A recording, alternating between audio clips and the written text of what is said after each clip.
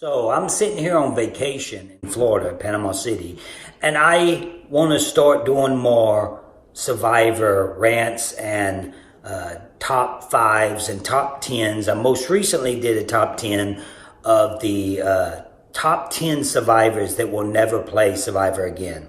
I thought that was pretty interesting. Now I want to do a top five on the top five overrated survivors. Now, you may notice I've dyed my beard. I like to keep it spicy every once in a while. You know, I still go out. I want to look younger. So if you think that that's weird, whatever. Now, I got two people on this list that's considered legends. But I'm going to explain to you why they're overrated. Both of them only got to their status by one thing that they've done. And to me, because of how big they became, it's overrated. Now, most of these people, with the exception of one, is people that are well known. And you'll understand which ones I'm talking about now when I get to the one that's not that well known, but he won his last season. All right, number 5. Now, this one's going to get me a little slack, I'm sure. I just did a podcast with him. And some people probably agree with me. Most probably won't. He is a legend, and his name is Johnny Fairplay. Now, the reason I say Johnny Fairplay, because he was so big at one point when he got off the season. It was crazy. He did other shows. He did all kind of events. I'm sure he had lots of fun. But Johnny did one thing. He's one of the players that did one thing that made him who he was. Now, take away his grandmother dying scene. Take that away. Then who is he now? He doesn't even play again, right? No, he doesn't. So he did one thing that made him a legend. Now, it was one of the greatest, maybe, arguably, the greatest move in Survivor history. I think it's one of the greatest. If you ask me, I'll say it is one of the greatest. But that one move doesn't make him a great player like they think. No, he's going to have an opportunity to show what he has, I think, pretty soon. I think. I don't know for sure. But I think they'll do a Legends, and then he'll have an opportunity to show people what he really has besides a gimmick. And that's what it was. It was a gimmick move, a wonderful, great move. Wish I'd have thought about it. But and if you ask, do you know Johnny Fairplay? People are like, I don't know. Oh, the one that said the dead grandma thing. Oh, okay. I know him. Yeah, I know him. So that's what they know him from. If you take Russell Hantz and you put Russell Hantz back in the day when Johnny played, I would be so damn popular. I'd be president of the United States. So, he was one of the first to ever really play back in the day when they didn't play at all. So I say number 5. Sorry, Johnny, but I got to say it. Johnny Fairplay. Okay, number 4. Chris Underwood. Now, I think that the only reason I put him in here is because it's recent and the most controversy of a winner in the history of the game. People ask me all the time, what's the hardest thing about Survivor? It's not the food. To me, it's not the elements. It's not eating. It is the mental aspect of the game. Now, when you can go the whole game, damn near, and then you come back in the game and never had to play, and you win, that's a slap in the face to the ones that really play that game. I think it's a bad concept. I don't think it works. It's a different show. Like Jeff tells me all the time, that's a different show, Russell. There's a flaw in the game. That's a different show. I want the fans to be able to vote. That's a different show. Well, what the hell is what's happening? It's turning into a different show. So you have someone that didn't even have to play strategically, comes back in the game and wins. So that gives him a spot for number 4 overrated player in the history of the game. Number 3, Tony. Now, everybody knows his bag of tricks, and everybody knows his spy shack. To me, that's just craziness. Like, you name something, what are we doing? Big Brother now? We name it, naming alliances and stupid stuff like that. We name something that we're doing and all of a sudden it's a big deal. Like people do that all the time. You telling me that people ain't had spy shacks? No, the smart ones don't tell the cameraman about it to where the cameraman don't film it while it's happening. The smart ones do it without naming it. The smart ones have that bag of tricks and something already in there. Idols found without clues that I play. I don't have to name the bag. I mean, come on, man. Because I can guarantee you some things happen out there.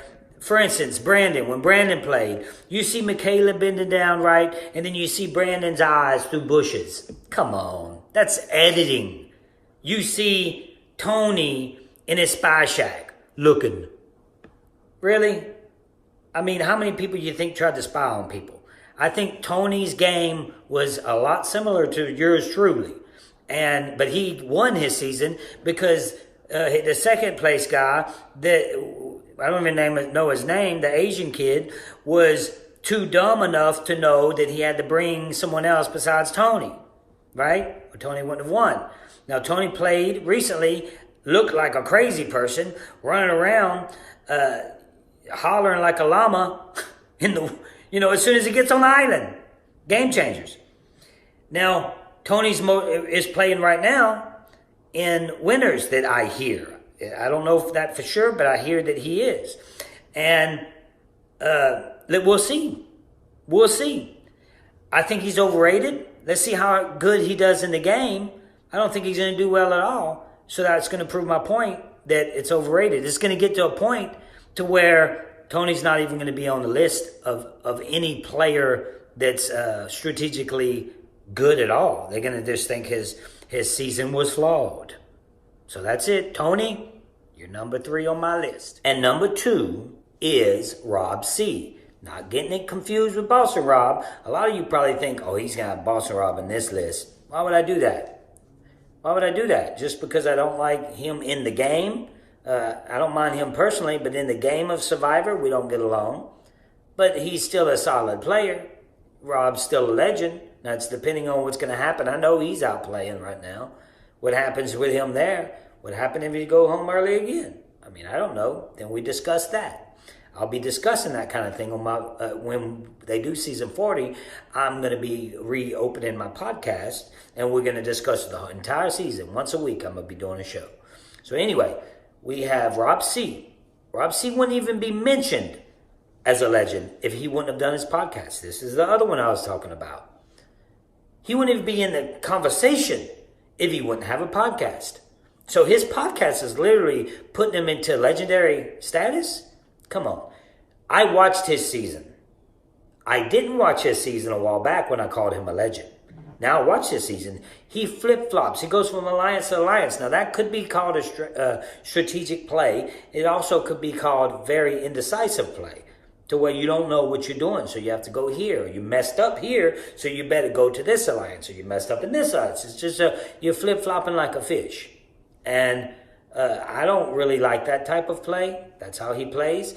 But he is extremely overrated. If you're telling me that he is going to be on a legend season, that's extremely overrated. So that's why Rob C has made my top 2.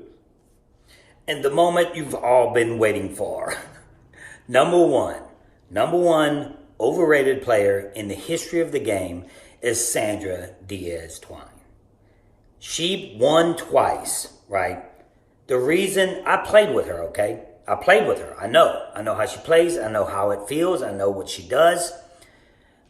She gives up easy. One time Jeff had a thing. We was holding our arms in the air. It's the Challenge Poverty one. And Jeff comes out and says, who here would quit for $50,000 in 2 movie tickets? She raises her hand. Now, they're playing Edge of Extinction right now. She's the type of player that would walk off. If she gets voted out, and on Edge of Extinction, you get a choice, right? She's the type of player, and we talked about this. That's why I'm bringing it up. We talked about this on Johnny's Fair Plays podcast. She's the type of person that would leave. She would quit. You can call it quitting, or you can call it giving up.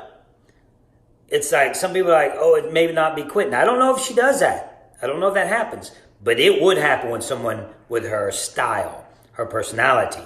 She gives up easily. Now, there are people in that game that quits the game, and there's people that quits physically and walks out the door, and people that quits mentally. She quits mentally when she plays. She just wants to, I don't want to do anything strategic. I just want to do whatever anybody else wants. I'll just do that. Follow along. And then she got lucky and won twice in a row. It's crazy. I brought her to the end of Heroes versus Villains because she was such a bad player. I was like, there's no way. There's no way. Now, my decision bringing Parvati, she was the only one left, her and Jerry. I knew Jerry would win. So I had to choose Parvati. So I bring Sandra and Parvati, right? She beats me because of, in my opinion, because of a bit of jury. It's not because of her strategic play.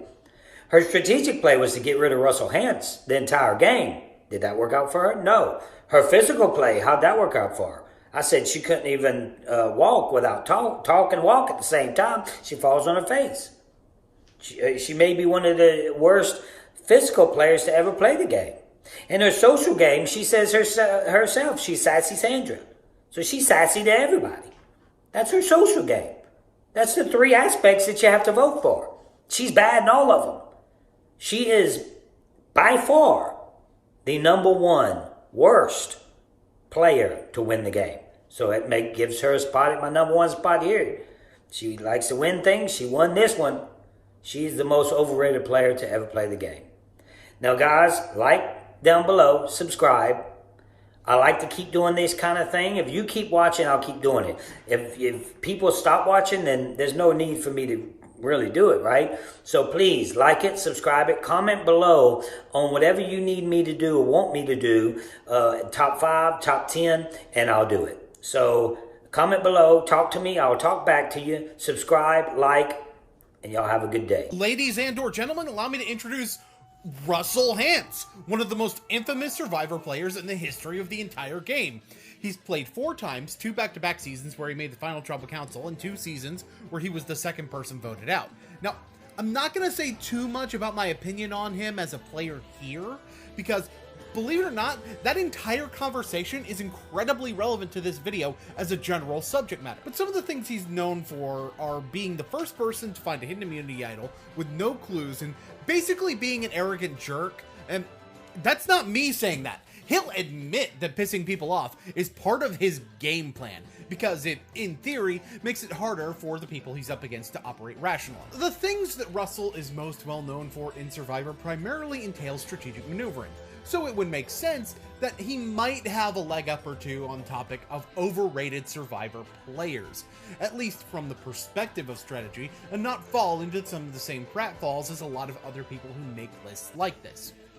Well, the thing is, not only does he wind up falling into some of the same problems, but we'll see some problems unique to this list as well, given the context of who's making it. One more piece of admin before we get started though. This video was made in August of 2019, and Russell will refer to Season 40, Winners at War, filming as he's making the video. When it actually wrapped a full month before this video came out, but that's not really something worth getting onto him about, because he wouldn't really know the exact date that Winners of War ended filming, what with not being a winner and all. As such, all the information I'm going to be using is from Season 39 and prior, with certain exceptions that will be explained when they are relevant. With that out of the way, let's get started. So I'm sitting here on vacation in Florida, Panama City, and I want to start doing more Survivor rants and top 5s and top 10s. I most recently did a top 10 of the top 10 survivors that will never play Survivor again. I thought that was pretty interesting. Now, for those of you new to my channel, you may know that I normally play a little bit of their introduction, and that's the point where I tend to start talking about things like production and mic quality, because these are the first impressions that can help give a direction for what the channel may need to improve on the most. And, well, obviously, that's what we're seeing here with the mic quality especially. I will point out that I took a look at 1 or 2 of his most recent videos, and this is something he has improved over time. However, the overall presentation is still this straight at the camera, rambly style that's been out of date since like 2016. Like, I get the podcasting to present like that, but you typically have multiple people bouncing off of each other when you're doing a podcast. And if part of your brand is to refer to yourself as one of the greatest Survivor players of all time, then maybe a little more pizzazz would help. Background music, a little bit more B-roll, something like that. But hey, if you don't care about it that much, you don't. It's really not that big of a deal at the end of the day. I just felt the need to point it out.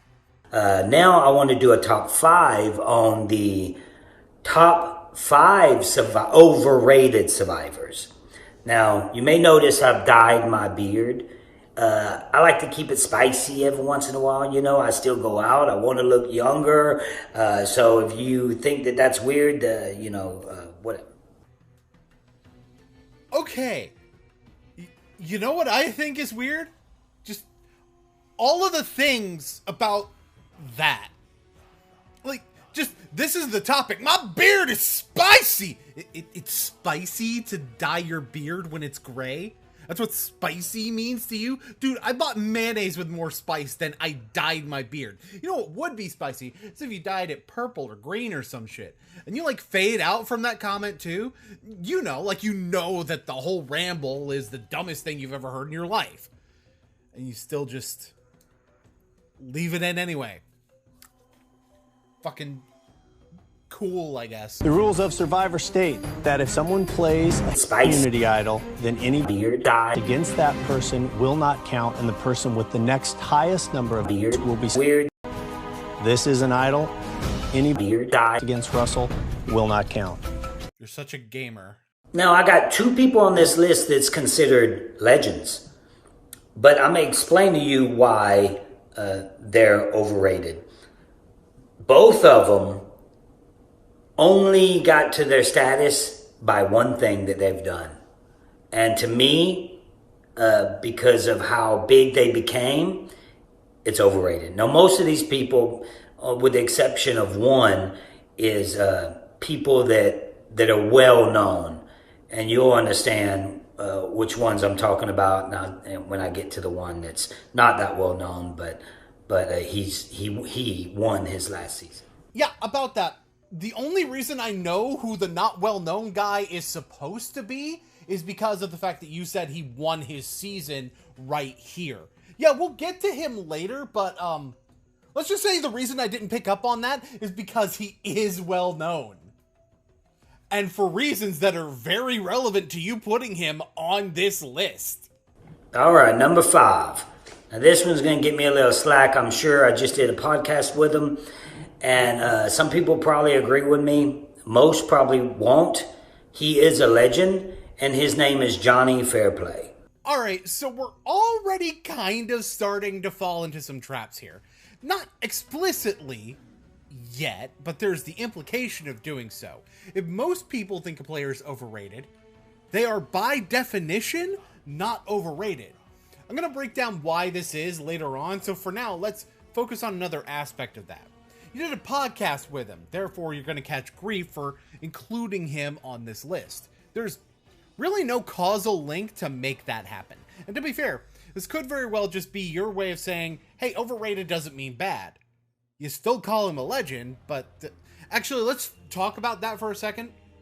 So being a legend and being overrated aren't connected either, at least not in the way that it sounds like you're using it.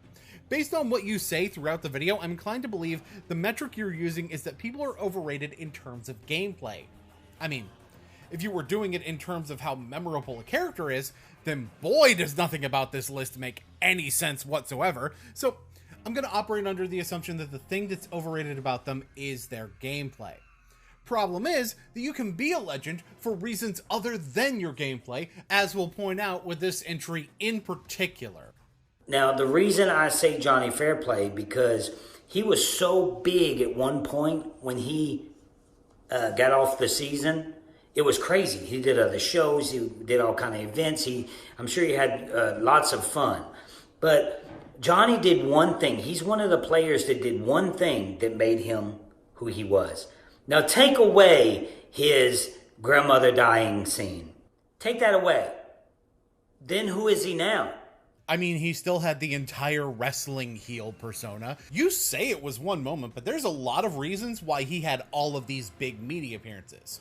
So, first of all, kind of feels like I say this in every video I make, context. Players from the first few seasons of Survivor are generally going to get more media attention than people who played later. Part of that is because Survivor's the kind of show where you go look through the back catalog and binge its history if you're new to it. You know, like One Piece with more nudity and slightly more gays. Anyway, the more relevant reason to him doing all the media is that Survivor was more mainstream in the early 2000s. So anybody who actually wanted celebrity status from a reality contestant role was much more likely to get it. There's also the fact that this season was pirate-themed and aired a few months after the first Pirates of the Caribbean movie. You know, when everyone was into pirates. It's like if instead of Survivor Africa, they did Survivor Fairy Tale Swamp. It was right after Shrek. Of course people would be more interested. Now, they haven't done Fairy Tale Swamp Survivor yet, but give it time. I'm sure they will. But, of course, then there's the part that debunks the last bit of that. You've got him being drunk at Tribal, the several arguments he had with other players, the wrestler impersonations. Remember when I talked about the wrestling heel persona? Now, were these gameplay? No, not really. And if they were actually kind of weak gameplay. But let's take away his dead grandmother moment when looking at the narrative on the island, which is easier than you think it is because the other players did not know it was fake. He was intentionally playing the villain in order to garner whatever advantage he could out of it, made the final 3 in spite of Sandra Diaz-Twine wanting him gone the entire game. Does any of this remind you of anyone? Russell Hantz, 3rd place contestant of Survivor Heroes vs. Villains? If anything, this makes him better than you in terms of accomplishment. You had a final 3. If he had been in a season with a final 3, he'd be sitting in front of a jury, and I feel he's more likely to get jury votes away from Sandra than Lil is. On top of that, he never won immunity, which you did in both of your seasons. And hidden immunity idols didn't exist yet, so he couldn't fall back on finding those either. He did the same thing you did, against the same player you did, but with 0 safety. So, you know, if you're saying that he's overrated when the thing he's known for isn't even gameplay, then what are you saying about yourself, Mr. Greatest of All Time? He doesn't even play again, right? No, he doesn't. Okay, cool. So the main reason that Jeff Probst hates the guy doesn't exist then. Yeah, so fun fact, he actually did play again in Micronesia Fans vs. Favorites, where he famously came out in Jeff Probst cosplay at the beginning of that season and took a header into a fucking boat at or after, depending on how you view the timing, the first challenge. You know, right after he got his teeth knocked out in an award ceremony by Danny Bonaducci, he basically quit the game at the first tribal council. And some would argue whether it was because of his wife being 7 months pregnant or if it was because of the head injury. There's questionable reports about how honest each of those answers are. But the point here is that Probst really doesn't like fair play, which is the reason he wasn't on your second season on your tribe. He also continues to be cast for stuff, including in wrestling, mind you, in 2023, whereas you had to go to Australia for you to fail at playing the exact same game plan for the 4th time in a row. So he did one thing that made him a legend. Now, it was one of the greatest, maybe, arguably, the greatest move in Survivor history. I think it's one of the greatest. If you ask me, I'll say it is one of the greatest. But you know, that one move doesn't make him a great player. See, that last part of your statement there displays the biggest flaw in your logic. Fairplay isn't a legend because he's a great player. He's a legend because he's a great character that happens to be a pretty decent player. And bear in mind, there's strategic moves he was making that were very good, and the dead grandmother moment was, in part, a strategic maneuver used on the island, a lie he told in order to garner sympathy. Now, I could harp on the fact that the one person who didn't believe him on the island was the person that beat both him and you in that game, but I'll have plenty of opportunities to dunk on you for that later. For now, let's focus on one of Fair Play's strategic moves. So, let's talk about the thing you threatened to sue Zapatera over. Throwing tribal immunity. So, while they were 3-up, Burton from the Drake tribe on Pearl Islands pitched throwing immunity. And they did! They threw the challenge. Then instead of the target they wanted to vote out, they voted out Burton. You know who orchestrated that blindside on Burton? Johnny fucking Fairplay.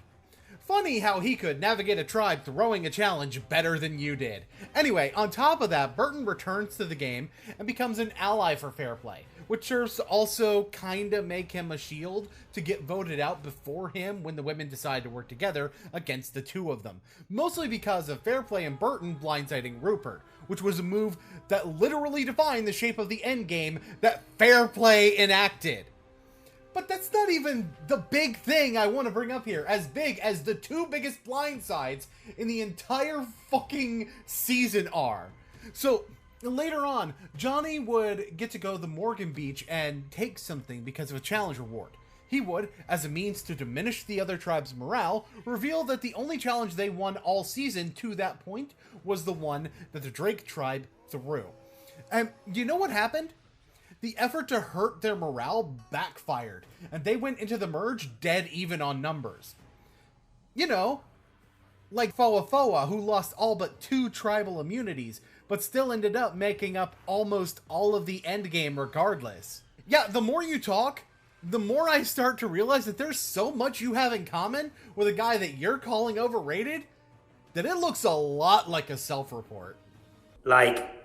They think, no, he's going to have an opportunity to show what he has, I think, pretty soon. I think. I don't know for sure. But I think they'll do a Legends, and then he'll have an opportunity to show people what he really has besides a gimmick. The Russell making incorrect predictions counter is currently at 0.5. Don't keep track of that. I'm not fucking doing it.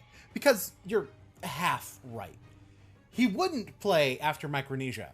You know, because Jeff Probst blacklisted him. Like you. And if they were to do a Legend season, Jeff Probst would still refuse to cast him, especially since he has a lot more behind-the-scenes power than he did during Season 16. Or Season 20, for that matter. That being said, he is getting to show what he can do in a competitive show again by way of House of Villains, where, as of writing this script, we know for certain that he's in the top 6 out of 10, which is still better than your last 2 Survivor appearances, even if we factor in the fact that there are only 10 contestants. Although he has yet to win Supervillain of the Week competition, but that's not what Fair Play's good at anyway, so that's really no surprise. So, I do give you half credit. Somebody still wanted to cast him, even if that somebody wasn't Jeff Probst. And that's what it was. It was a gimmick move, a wonderful, great move. Wish I'd have thought about it. Oh, it was wonderful, fantastic, one of the best things you've seen in your whole life. But it was nothing more than a gimmick. Pick a fucking lane, Hurricane Katrina, man. But, you know, and if you ask, do you know Johnny Fairplay? People are like, oh, I don't know. Oh, the one that said the dead grandma thing. Oh, okay. I know him. Yeah, I know him. Hey, remember when you said there was one player who was obscure in your eyes in this list? Yeah, this isn't the one you were talking about.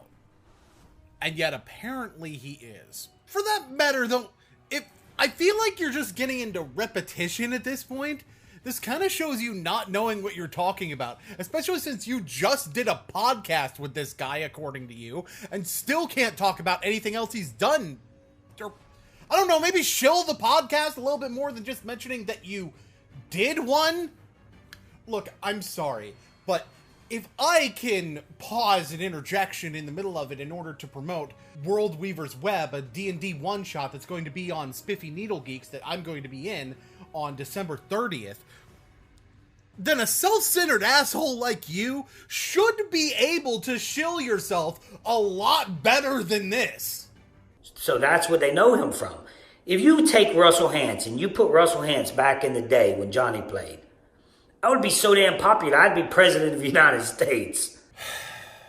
No, you wouldn't. I mean, we're going to set aside the wannabe Donald Trumpism of that. First of all, making the entry about yourself counter is at 1 out of 5. But this is where all the comparisons between you and Fair Play become a lot more relevant. Remember when I said that Fair Play did what he did with no safety and without idols, and how it was the same as what you did in Samoa and Heroes versus Villains?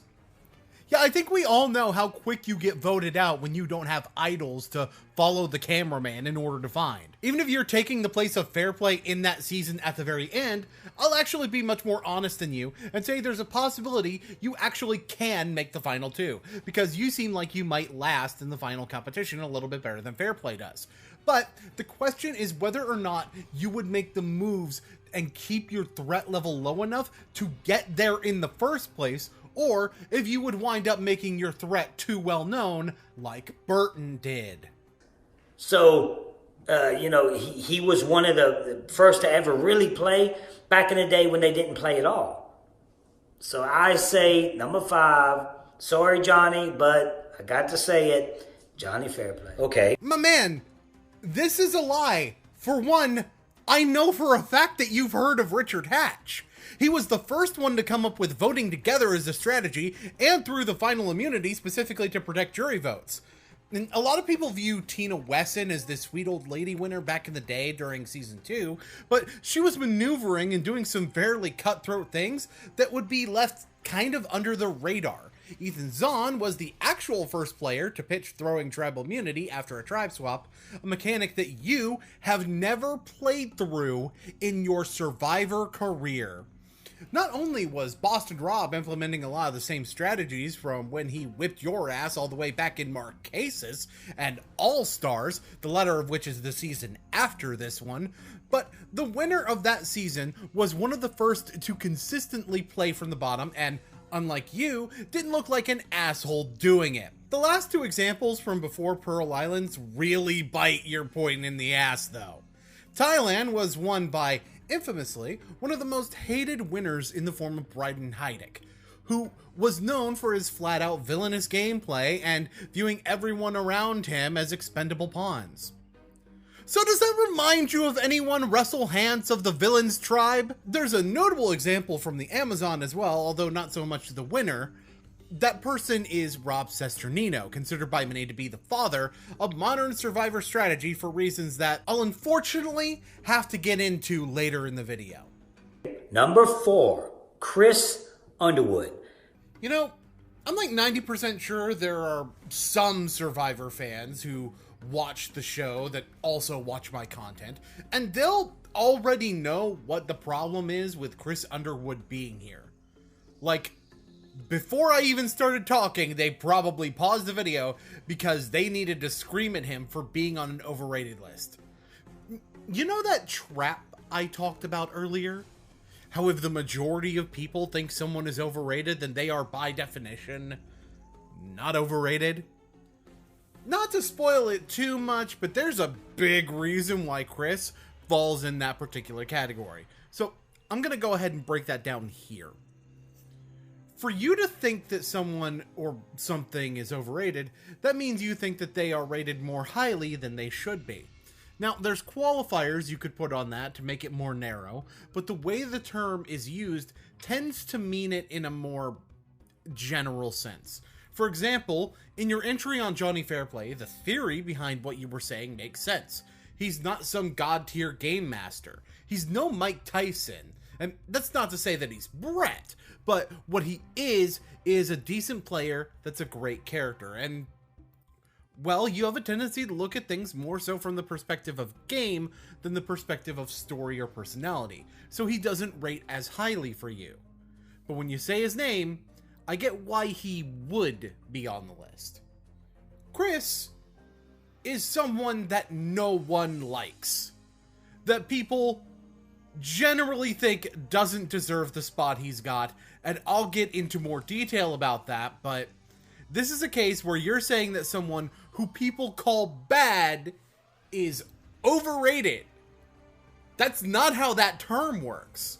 Now, it is possible that you could think that he's worse than the general consensus, but that feels like you're grasping at straws quite a bit to put that person on top 5 most overrated, especially since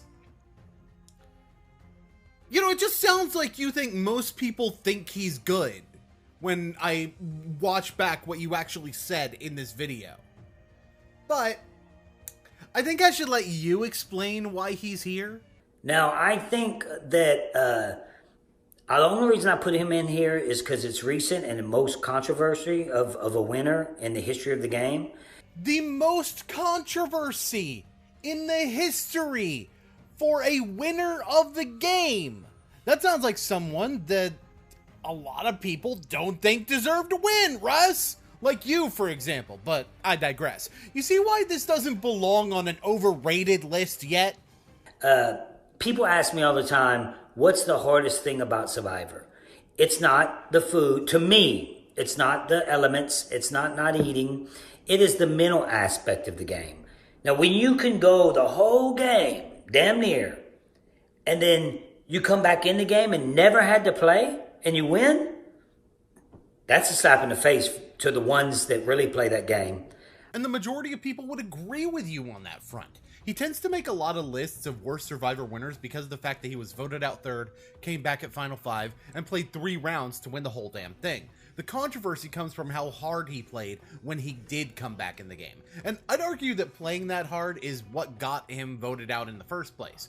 But the fact remains that there were 2 people in the finale that people wanted to win over Chris. Rick Devens, who, ironically enough, also came back into the game after being voted out at an earlier point, and Gavin, who kind of fucked up his final tribal when he attacked the very concept of the season when every single person on the jury had a chance to be in Chris's shoes. Not smart. In fact, one of the common arguments against him was that coming back into the game from so early gave him a big advantage when it came to knowing what people on the jury were looking for, especially since the ideas for the moves that he did coming back into the game came from War Dog, and he just executed the strategy. Now, my personal viewpoint, Chris's win does have a major asterisk beside it, and I'm a little disappointed that he didn't get to play again, if only to give a better sample size for how good he was as a player. Because it's not like he sat on his laurels when he got back into the game, although I still agree that he's just not as good as Gavin or Devens. Speaking of which, weren't you on a season where you had a chance to come back into the game after being voted out? And didn't you lose the first duel you're in? In fact, if I were to analyze your strategy for a second, it's always been to align yourself with female contestants that you view as stupid, your words not mine, and importantly, ones that are typically not great at challenges. And remember what I said about Brett earlier? I was paraphrasing you when talking about needing to beat the last person who wasn't in your alliance in a challenge. And, how long did that take? Couple of rounds of the game, right? I mean, maybe it's me, but I would imagine that the hardest thing for you in the game would be the thing that you have the least success in doing. And other than jury management, challenges sound like a good shout on that front. It's not that you're awful at them, but clearly they aren't your strong suit. I think it's a bad concept. I don't think it works. It's a different show. Like Jeff tells me all the time, that's a different show, Russell. There's a flaw in the game. That's a different show. I want the fans to be able to vote. That's a different show. Or what the hell is what's happening? It's turning into a different show. The Russell making the entry about himself counter is currently at 2. That being said, I actually agree with you somewhat. I don't think the concept is flawed per se, but it makes more sense as, well, a different show. If anything, and I hate to say this, but this being the norm for a show called Survivor makes more sense than Big Brother having a battle back every single season, including one that pauses the game for a whole last week so I can just be disappointed twice when Jared gets eliminated in a way that was really just a foregone conclusion about midway through. And you know what? I'm sorry, I'm talking about a different show that had someone who got voted out pre-jury win. Let's get back to Edge of Extinction. My point is that you're right. It's different, but not in the same way as what Jeff told you, which you kindly explained for us. Jeff was making a reference to the original concept of Big Brother and Big Brother's tendency, even after the first season, to have home audience vote on things that happen in the house, including advantages and there even being an entire player at one point that was controlled by the general public. However, in this case, the people on the island still have control over who wins the game. In fact, remember me pointing out that Chris had an advantage because of getting to interact with the jury directly? The way it's different is quite literally in the opposite direction of what you want. So comparing this to you getting called out for wanting the audience to decide the winner, it's less apples to oranges and more apples to fish. They aren't even in the same food group. So you have someone that didn't even have to play strategically, comes back in the game and wins. So that gives him a spot for number 4 overrated player in the history of the game. Except he did have to play strategically when he re-entered the game, and it was his attempt at a strategic maneuver that got him voted out. Kind of like someone else who played in a season with a returning player mechanic, but anyway. Chris convincing someone else to play an idol for him? That's strategic. Picking the right person to hold the other half of his idol so that he could trust them to give it back to activate it? That's strategic. Putting himself into fire making in spite of the fact that he won the final immunity challenge. That's strategic. All of these things were strategic moves, and huge ones at that. I'm not even making the argument that he was the best person to win, but just countering the argument that he didn't have to play strategically once he was back in the game. That being said, he also did while on the edge of extinction as well. He may not have had to do as much in terms of tribal councils, but he did have to play the mental game with the other people on the edge of extinction. As an example of how he failed at this was the merge challenge to re-enter the game. When someone could give one of the competitors a disadvantage, they chose Chris. They viewed him as a threat to win the challenge and made it so that they would not want to see him win. Of course, you would have actually had to watch the season to know that aspect of the mental game that Chris played and didn't do as well at as, say, you. Funny, this is the second entry in a row that leaves me with the impression that you didn't actually watch the seasons you're talking about. Number 3, Tony. Now, everybody knows his bag of tricks, and everybody knows his spy shack.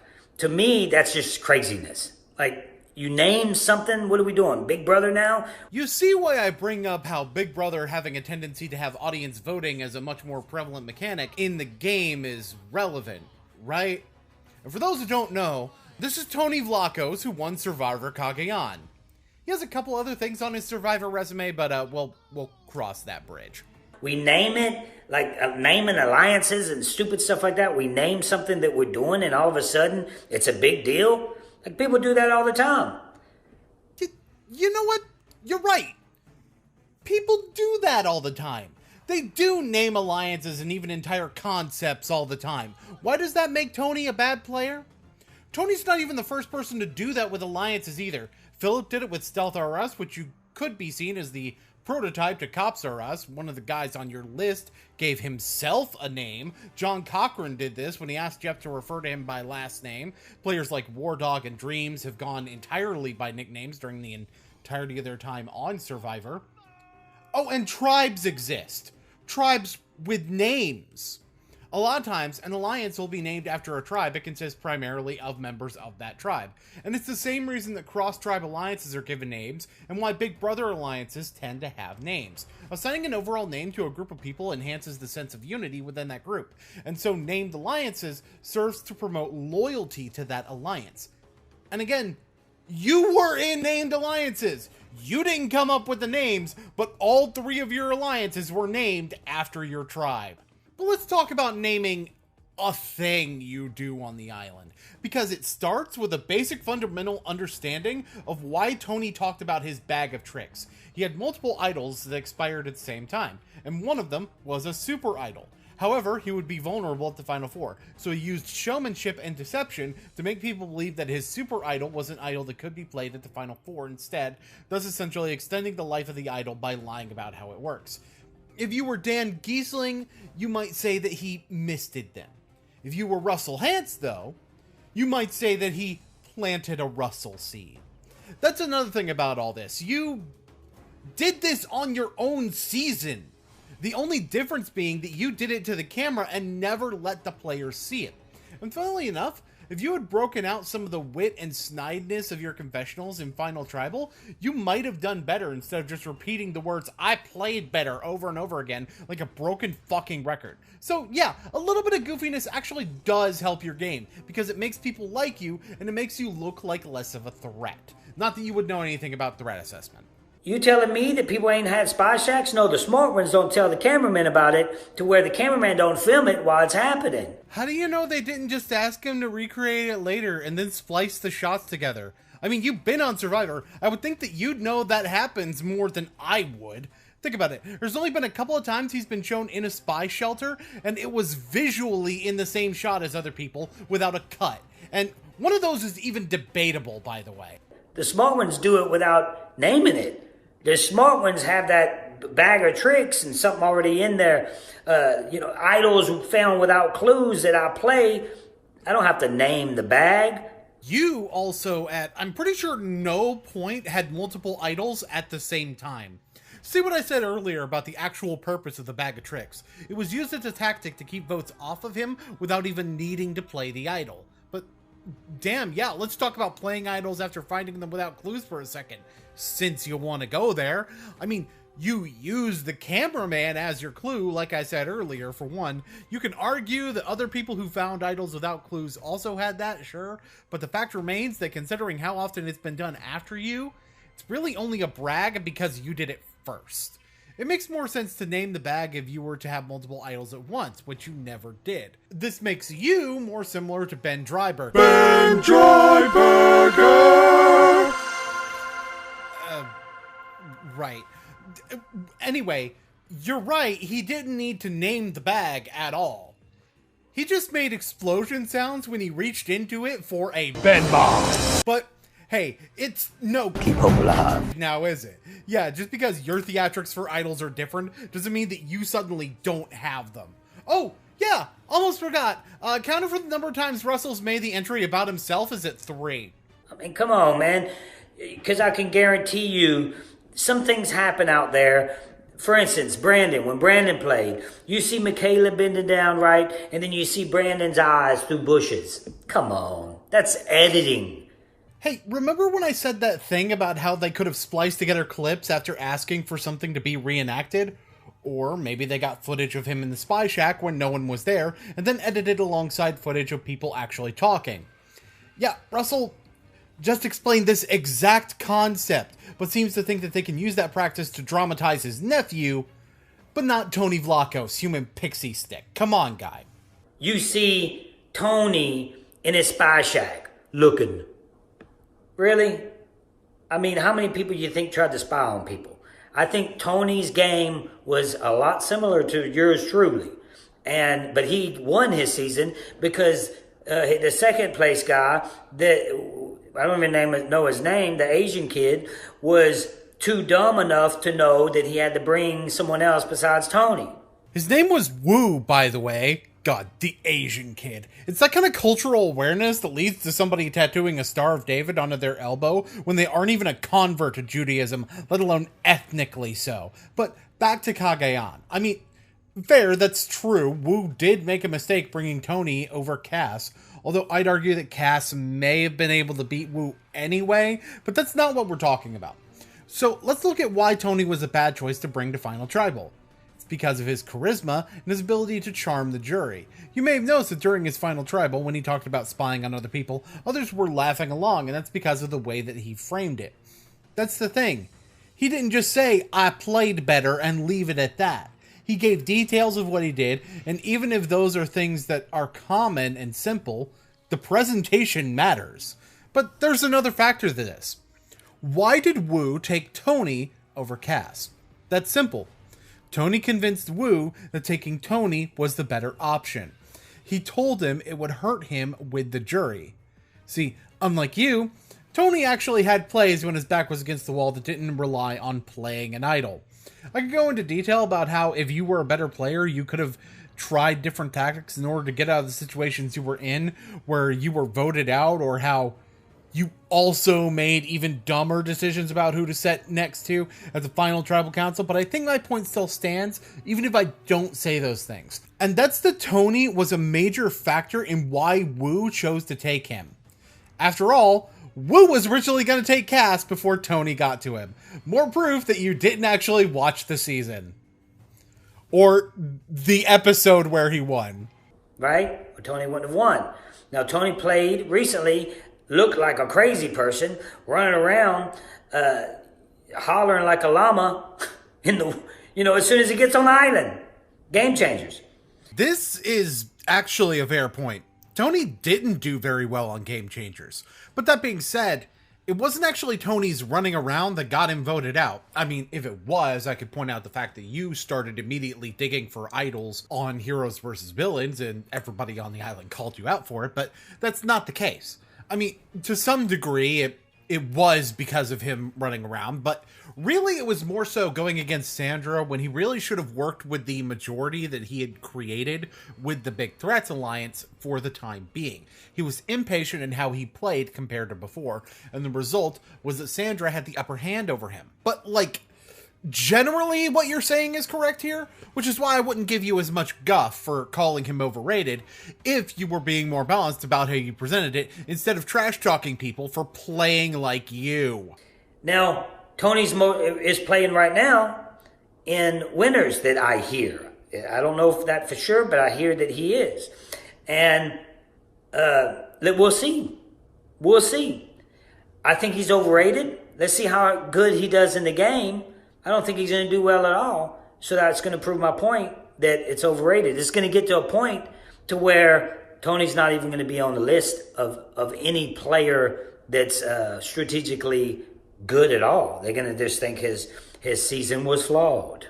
Look, I don't normally use information the person doesn't know yet as part of my point, but when you say your future prediction is part of your evidence, I have to call you out. Besides, it's normally your job to spoil seasons that haven't come out yet anyway, so here's the thing. He did do well. Really well, in fact. So well that he fucking won the season by way of doing a better job than he did in Game Changers of adapting his strategy and not getting as paranoid. I mean, he blindsided Sophie with an idol in her pocket. There's really two situations when you go out with an idol in your pocket, Russell.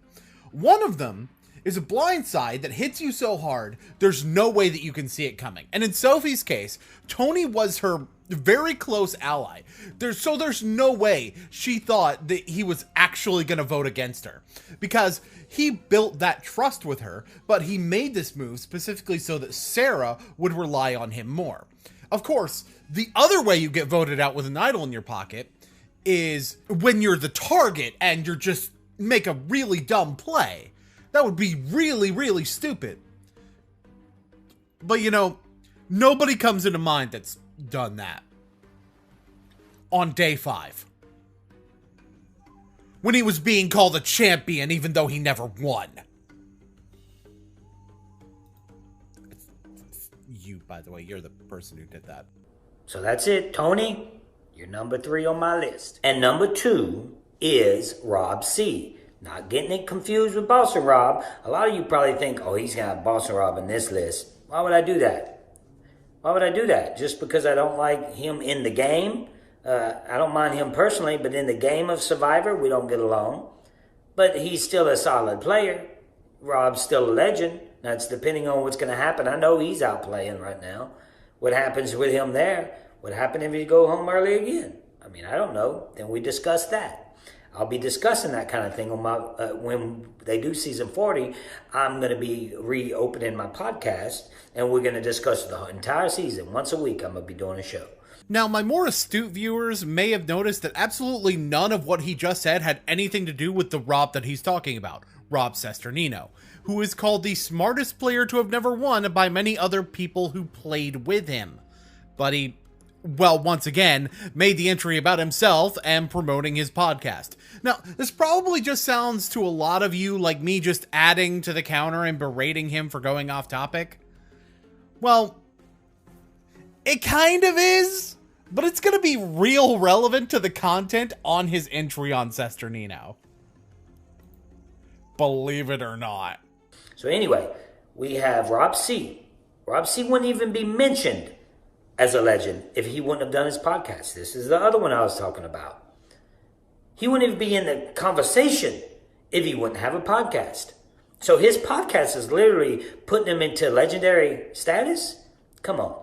Except he was being called a legend in the DVD commentary of All Stars by the players. You know, before the podcast existed, before the Hidden Immunity Idols existed, 6 fucking years before his podcast started. Ironically enough, also 6 fucking years before you played.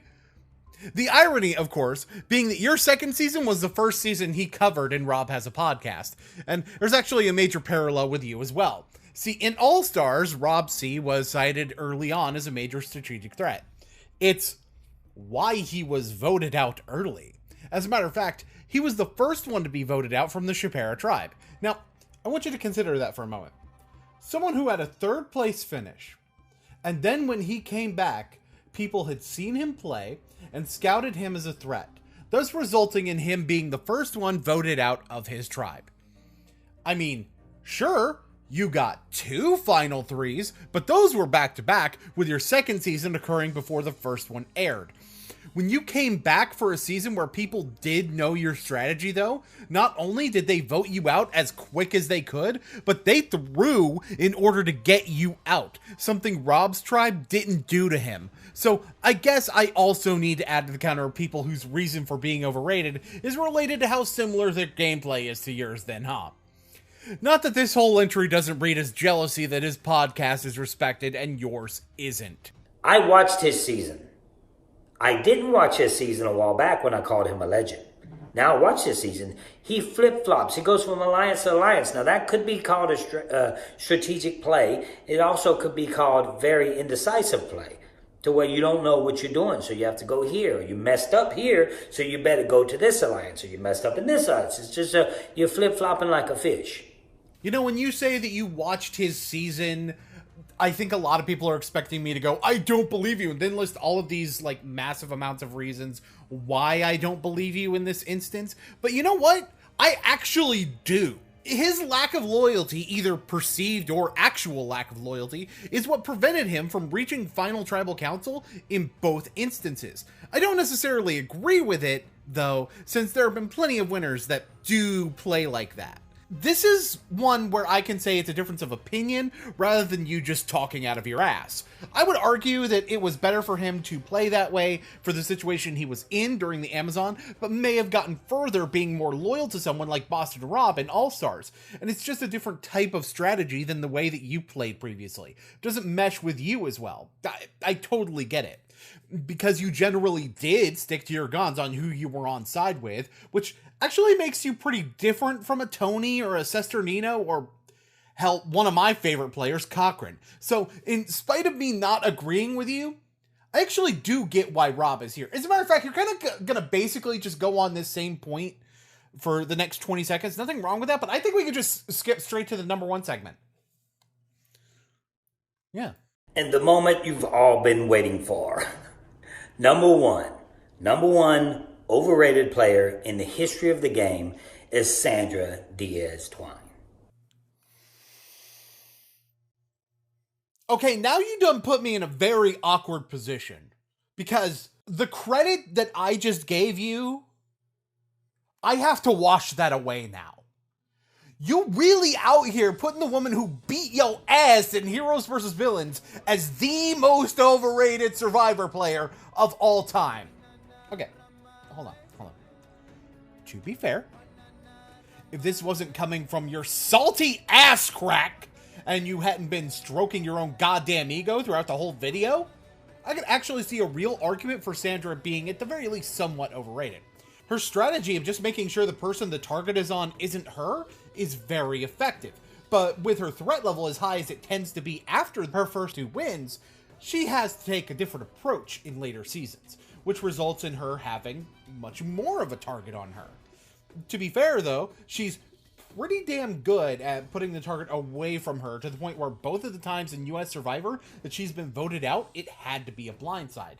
And This is still with her immunity game being one of the weakest of any contestant to even make the merge on Survivor, let alone who won. Granted, she's still one of the greatest Survivor players, but holes in her game do point towards the idea that, well, maybe she's in the top 10 rather than being a candidate for number 1. So in that sense, sure, someone could call her overrated, and it would be a valid entry, especially as the most overrated. But based on the tone of the rest of this list, that's not the kind of thing that you're gonna say.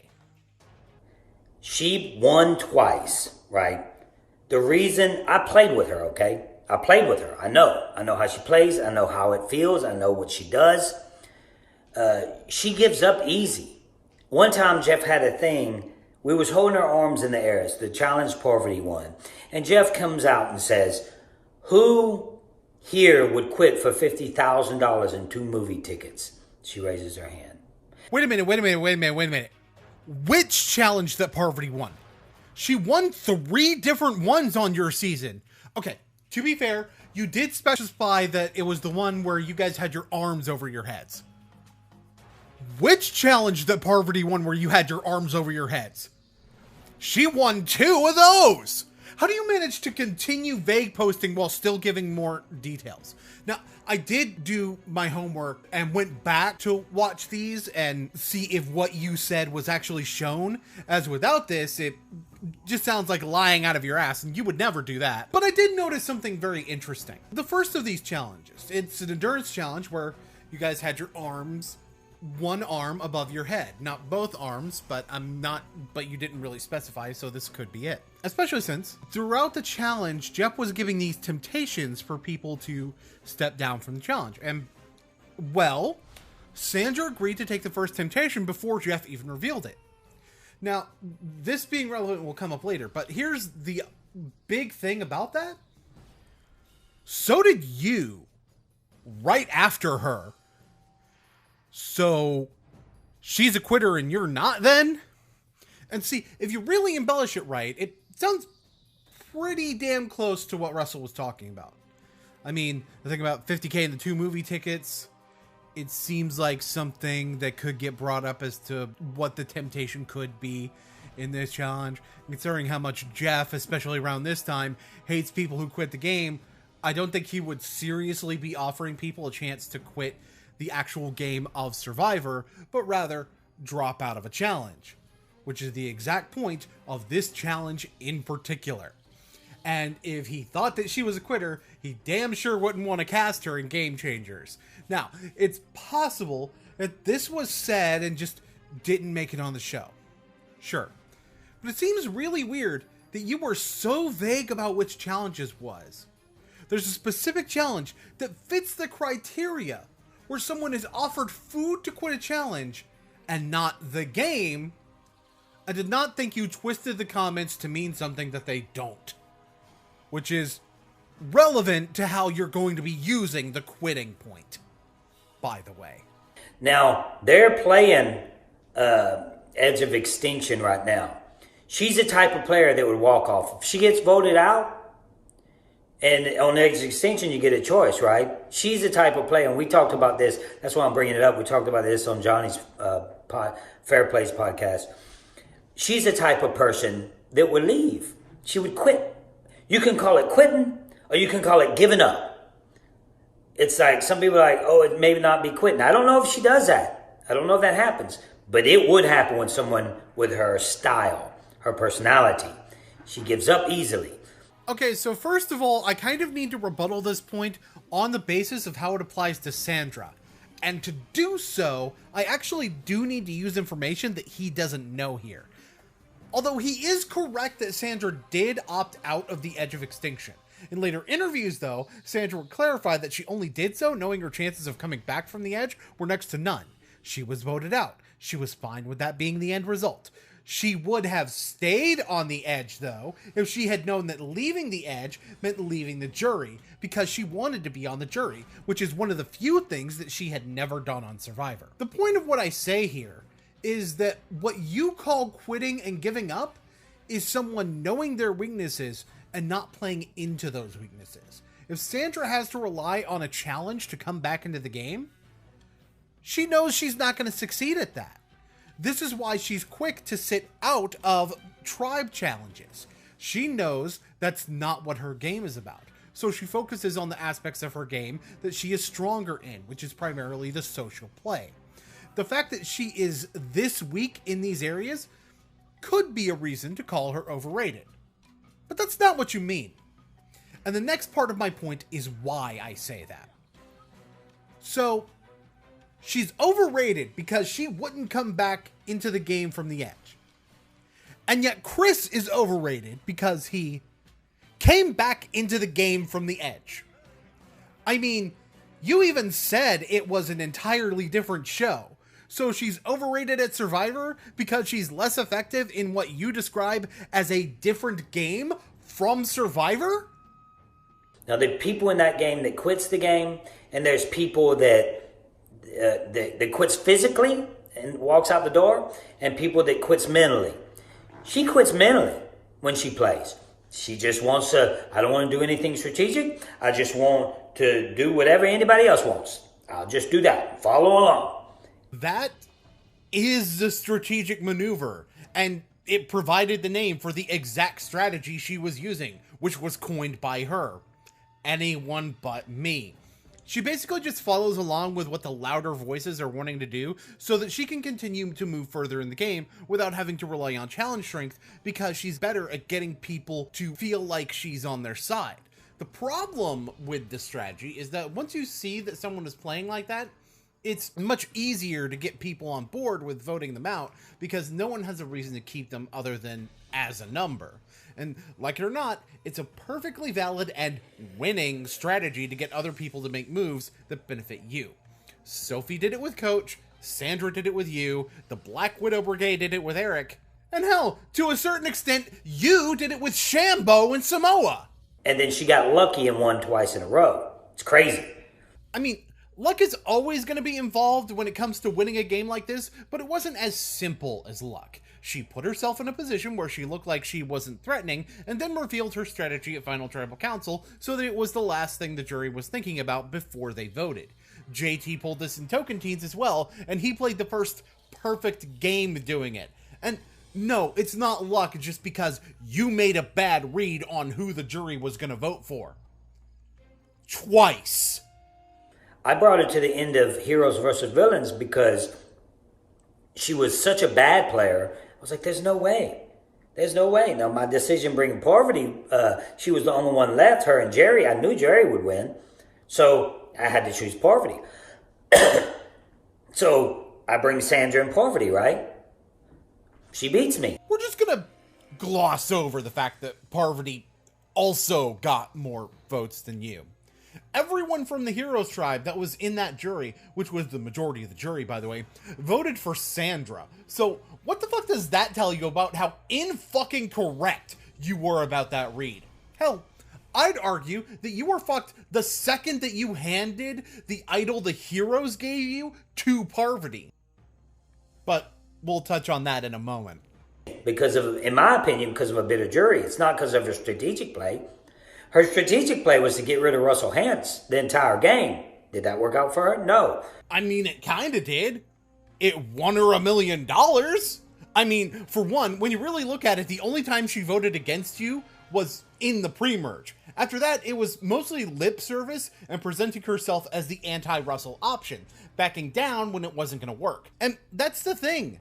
The strategy wasn't just about who she tried to eliminate. It was also about how she maneuvered when other people weren't willing to vote the way she wanted them to. And it's also in presenting herself to the jury as the choice that was against Russell. You, however, got caught not knowing about idols twice, once by each of the people you took to the final three. Now, think about that for a second, Idol Man. They were able to withhold information from you and to live through it. You should have been flipping over to the Heroes tribe the second Parvati pulled out a second idol you didn't know about, because she just proved what they were trying to tell you correct. And she played those idols on Jerry and Sandra. That should tell you who Parvati was really loyal to way before you flipped on Danielle.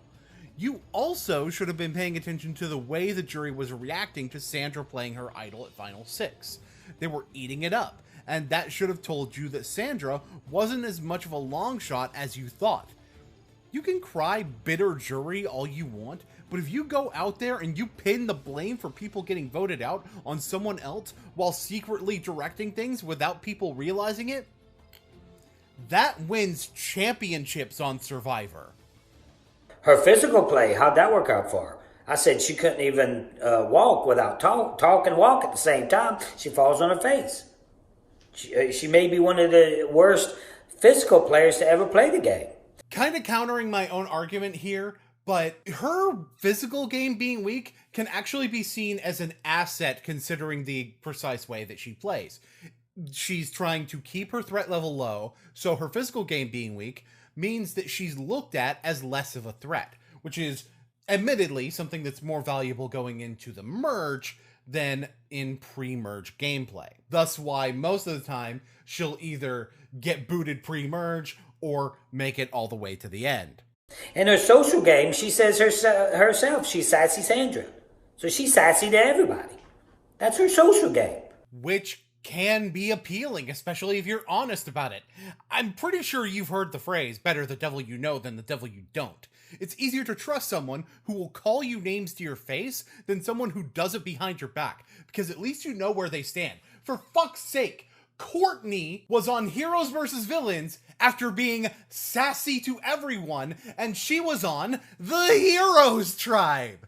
Gee, I wonder. That's the three aspects that you have to vote for. She's bad in all of them. She is by far the number one worst player to win the game. So it gives her a spot at my number one spot here. She likes to win things. She won this one. I mean, most people like to win. I'm sorry. No, you said she's the worst person to win when you called out someone earlier for winning the game by literally not playing the part that you think matters. That statement right there is proof that this entire video, and your entire persona for that matter, is just salt over the fact that you didn't win when you thought you should have. But you know what? This is just classic Russell. This is a man who threatened to sue his tribe for throwing an immunity challenge to vote his stank ass out. This man is just so quick to call his own shortcomings, and I do mean short, as the fault of other people and not his own failings at the basic concept of being a decent human being. Look, the fact of the matter is this. Your jury wasn't fucking bitter. And even if they were, they're allowed to be bitter. You honestly think that berating women on an island is good social play? Yeah, almost as good as allegedly beating them when you get back, huh? Now, before anybody criticizes me, I know. That's an extreme interpretation of what actually happened. And the woman he supposedly shoved did apparently ask for the charges to be dropped. But what would the history of your family getting ejected from reality shows for both threats of physical assault and actual physical assault? I legitimately would not be surprised if your transphobic ass just dangled an immunity idol in front of the DA to get yourself out of it. Yeah, long story short, my advice is that people shouldn't take deranged garden gnomes named Russell Hantz seriously when it comes to Survivor opinions, or life opinions for that matter, because it's going to be filled with so much salt over the fact that he didn't win that his blood pressure is in fucking Saturn. Piss grapes and get fucked, which I'm guessing that divorce of yours really interfered with.